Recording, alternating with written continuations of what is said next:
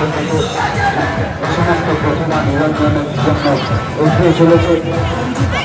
আমরা প্রত্যেক দর্শনার্থীদেরকে আমাদের 25 নম্বর ওয়ার্ড তৃণমূল কংগ্রেসের পক্ষ থেকে আন্তরিক শুভেচ্ছা ও অভিনন্দন জানাবো।